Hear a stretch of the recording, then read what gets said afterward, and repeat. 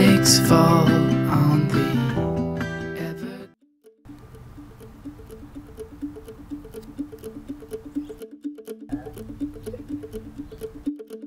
Hey everyone, and welcome back to another Rabbit Friends 101 video. Today's video we're going to be making two DIYs. So the first thing that you're going to be needing for this DIY, some jute string, some scissors, pine cones, and you're going to need 5 if you want to do both the DIYs. I just found these in my backyard, or I think you can buy them. And then you're going to use 2 toilet paper rolls and make sure that all the toilet paper is off of them. So for the pine cone ring toss toy, you are going to take 3 of your 5 pine cones and your jute string and your scissors. So for this, you're going to take some of your jute string. I'm sorry for the wind chimes, they're noisy today. It's a super windy. Oh, Paige says hi everyone. Hold on. Hi everyone. Okay, so for your first step, oops, sorry guys. Okay, so for your first step, you're going to cut off a lot of your jute string, and if you don't use it all, you can just, cut it off.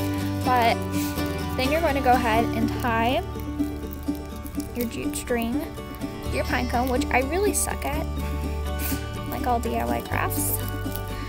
And once you get it on there, you kind of have to move it like down to the middle is the spot where I would do it. Then you need to tie it in a knot at least 3 times just to make sure that it really does stay on there. So then you're going to go ahead and space out your pine cone for as much like length as you want, and then you're going to go ahead and tie that one 3 times. So go ahead and do that for all your pine cones and come back. So once you've gone ahead and tied all your pine cones together, you're going to go ahead and take your first string and your bottom string, and you're going to tie it, or you can tie your first string to your pine cone, but since this one's a little bit shorter, I'm going to go ahead and just tie the strings together. And then if you want this to just be a toss toy, just leave it like that. But if you want it to be a hanging toy, go ahead and add another string to it at the top. So just cut off however much string you want and then apply it to one of the sides, which I would say I would do mine, I don't know, somewhere around there. And it could either be a toy that goes lengthwise or widthwise. So that's the first DIY. Now we're going to go ahead and move on to the toilet paper one. So go ahead and get your 2 toilet papers, your 2 pine cones, your jute string, and your scissors. So your first step is to go ahead and cut off some more jute string. I know, super fun. And do a lot of jute string, like way more than you did for the pine cones, because this is going to be a hanging toy. And of course you can put the hooks, like you can tie it to the cage and then do hay. So your first step once again is going to be to go ahead and tie your pine cone onto there, which is a difficult process for people who are not crafty or just like even good at tying knots. One day. Okay, hold on. So once you tied your pine cone on, you're going to go ahead and make a knot where you want your next item to be placed, which is going to be a toilet paper roll. So go ahead and just make your knot just so it stays in place.